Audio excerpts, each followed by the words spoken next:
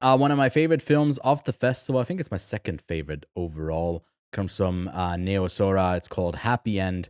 Something big is about to change. It's set in a near future Tokyo that awaits destruction as the city is rocked by a series of foreshocks that predict a larger, more disastrous quake on the horizon.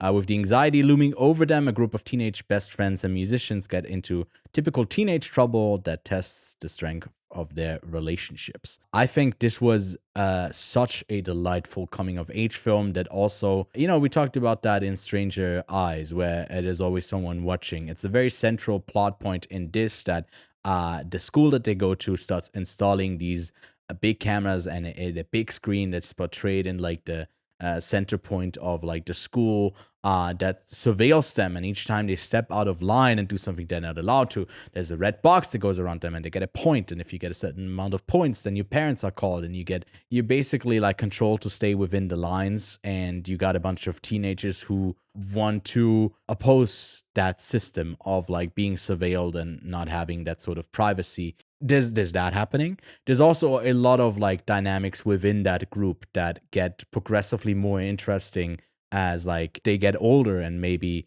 once the school is over that they won't be all in the same place. Some aspirations that one of them have where they're clear where they want to end up, that they want to do music, and other ones are just a bit more aimless and don't really know what to do with themselves. There's maybe even a really smaller romantic thing that might be looming in the background there, but I don't know how much of it is actually important.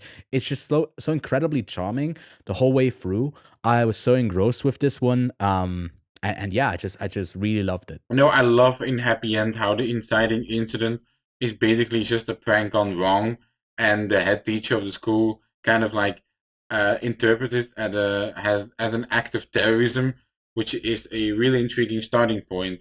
And obviously, as this is a coming of age film, and these almost graduates are heading towards other destinies in their lives, it's a really interesting thing to see how everyone processes that along with the drama that is occurring at the school, because the head teacher kind of makes the case, oh, you almost graduated, this, why are you fighting for this isn't for you, like you're gone in a couple of months, like why do you bother with this? And they're kind of like protecting the future of the Mhm. school, which is an admirable thing to do.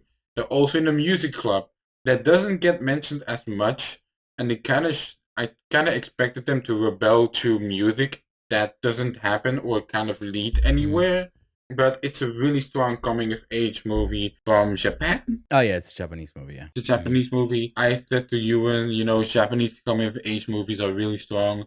Just watch Takeshi Kitano's Kids Return, also another great Japanese coming of age movie, and also the fact that this is from the director of Ryuichi Sakamoto Mhm. opus.